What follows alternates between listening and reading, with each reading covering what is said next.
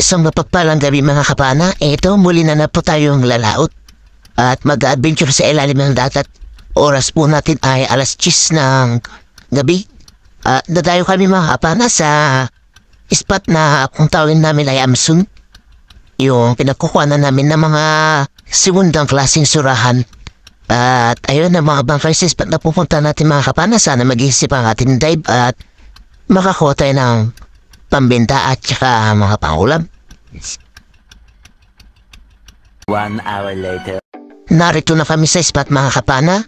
At ito yung mumuunas na sa atin. Nakadungo. Sa pulkang lapu-lapu ka. Salamat. Tinamaan natin yung lapu-lapu mga kapana. Kahit medyo manipis yung tama, hindi naman makakawala yan. Buwinamaan na natin yung lapu-lapu. At ito sumunod na nagpakita mga kapana ay isang good size na igat. Nasa 1 kilo na to. Ayun sa pool mga kapana ang ulo. So ito yung nangyari mga kapana. Nung paghila natin ay nakatanggal siya mga kapana. Kaya agad tayo nag-reload dito mga kapana para mapana ulit siya. Ayun sa pool. Kala ko hindi pa natin siya mahahabol mga kapana kasi papasok na sa butas. Muti na at napana pa natin at nakuha. Salamat. Ang ulam na rin ito mga kapana ng talasagwan ko. At dito mga kapana, meron tayong nakita, luba, pumasok dito sa butas na ito. At nung sinilik natin mga kapana, hirap pa natin ma-silip yung flashlight natin at buti na lang, medyo nakita natin siya ng konti. Ayun sa pool mga kapana, tinamahan sa bandang baba ng mata niya.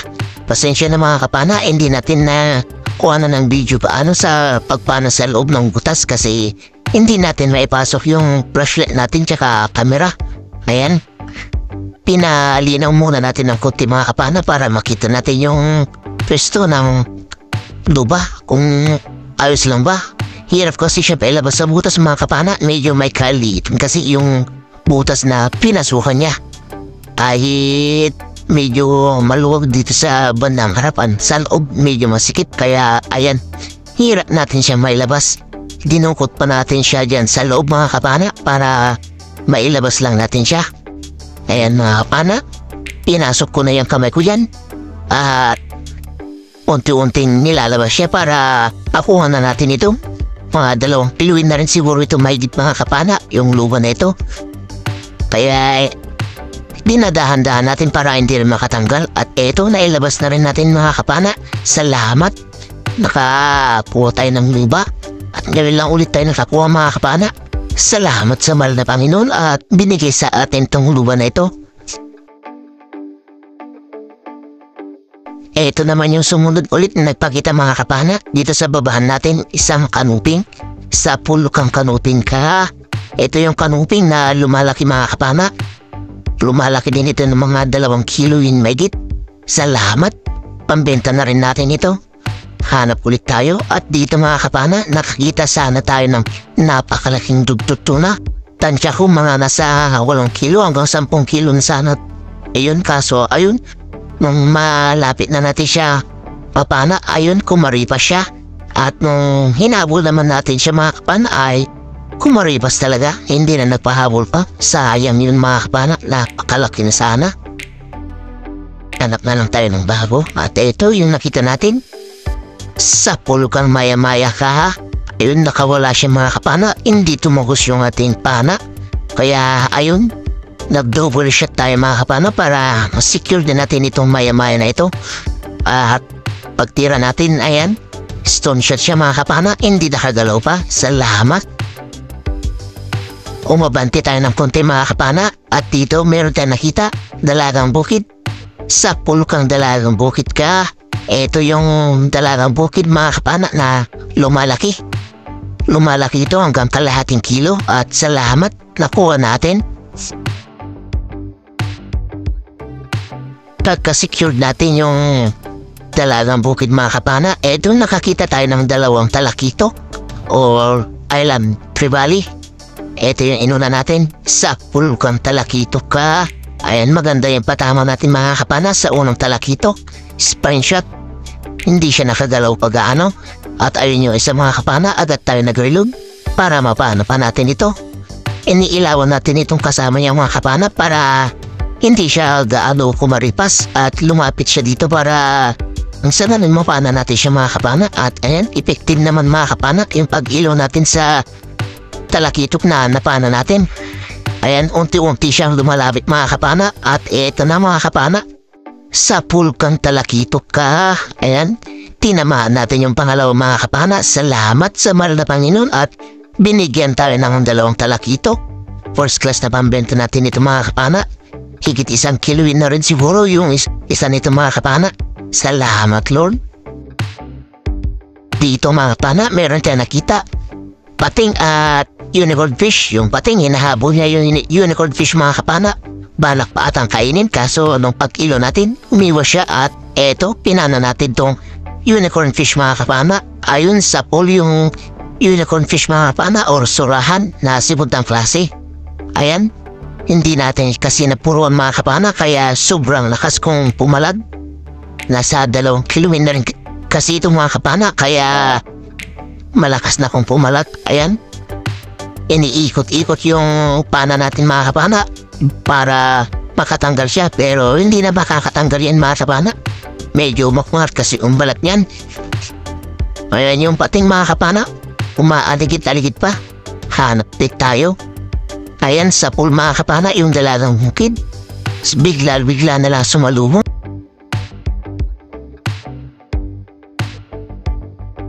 Hanap ulit tayo mga kapana. At dito meron tayong nakita mga kapana. Isang longnose emperor, good size na. Kalahating kilo na siguro ito. Sa pool pang longnose emperor pa. Ayan, tinitingnan natin sa paligid natin mga kapana. At sa likuran ng tuhukan natin baka meron pating. At resibo kasi yung mga pating dito mga kapana. At hanap ulit tayo. Dito ay nakakita tayo mga kapana ng lapu-lapu nasa butas. Ayan, meron na pating mga kapana. Sa pool kang lapu-lapu ka. Balak pa sanang sumukod ng pating mga kapana kaso buti na lang nailawan natin at ayun, umiwas siya. Hanap na naman tayo mga kapana. At dito meron tayo nakita mga kapana. Isang kanuping na naman. Ayan, medyo may pagkamailap. Buti na lang daan-daan na yung paglangoy. Ayun sa pool mga kapana. Salamat. Pambenta na naman ito na sari-sari. Napakasarap nito sa tinola mga kapana o kaya sa prito.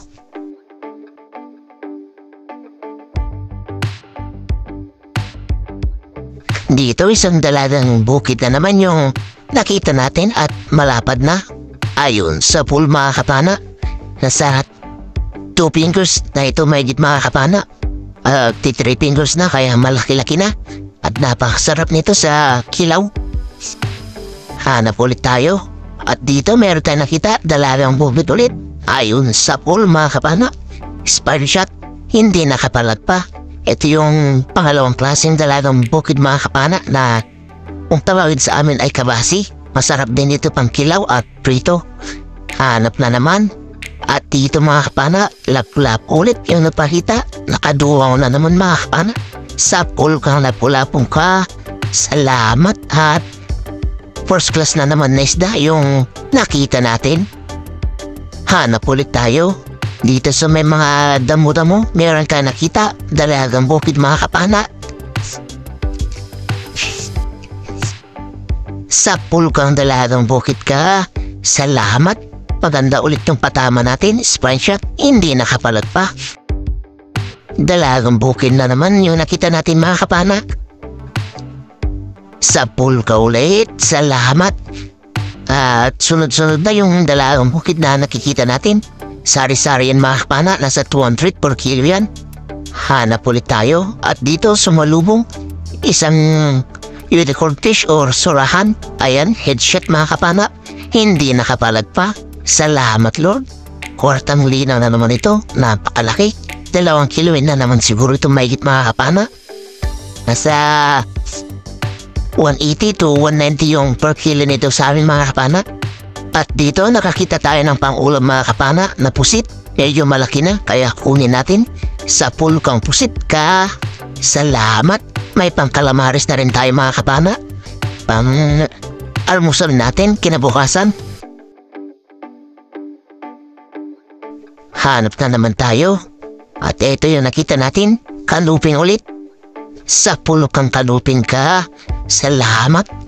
Headshot na naman mga kapana, hindi nakapalag pa. At meron pa tayo nakita sa bandang unan mga kapana, dalawang manitis or timbuhan. Balaki kung tawagin sa amin at ito na sila mga kapana. Sapul kang manitis ka. Manitis kung tawagin sa Visayas yan mga kapana. Or timbuhan, dito sa amin ay balaki. Ayan yung pangalawa. Salamat. Nakuha din natin silang dalawa at yan, nakatatlo tayong tuhok sa chef natin mga kapana. Salamat. At dito mga kapana, meron tayong nakita kanuping dito sa bandang unan. Ito siya. Sapul kang kanumping ka. Headshot mga kapana, hindi nakapalag na naman. Salamat, meron na naman tayong pandagdag sa rambenta natin. Hanap ulit tayo. At dito meron tayong nakita mga kapana. Mag-asawang mantis shrimp or balbaltik kung tawagin dito sa amin. Ito yung inuna natin mga kapana. Sapul kang balbaltik ka. Ito yung masarap mga kapana. Parang lobster kin ito. At ingat-ingat sa paghawak nito mga kapana. Merong matatalas na pang hiwa yung ganitong uri ng mantis shrimp. At yung pangalaw mga kapana na mantis shrimp or balbaltik. Ayan mga kapana, oh, nasa butas. Sapul kang balbaltik ka. Ayan na yung pangalawa. Salamat. Meron na tayong pang ulam na masasarap mga kapana.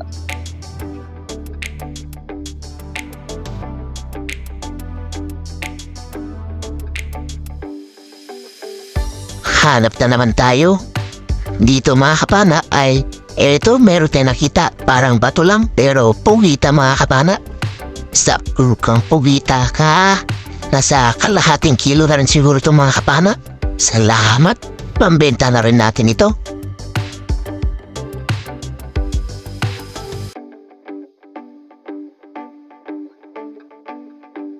At dito meron tayong nakita mga kapana. Sumalubong na tuna. Sa pulkang tuna ka. Nasa 2 kilo na rin siguro ito mga kapana. Pampulam natin ito. Salamat. Mayroon na tayong panggata. Mayroon pa tayong mga pansigang. At ito na rin yung huli na pana natin. 1 hour later.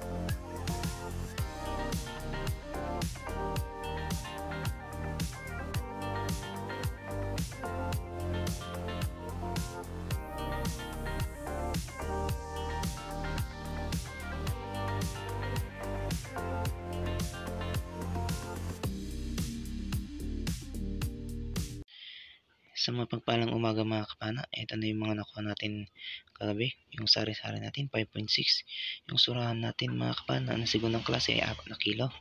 Yung pugitan natin 2 kilo. Yung first class natin 3 kilo. Yung labahitan natin 2.25.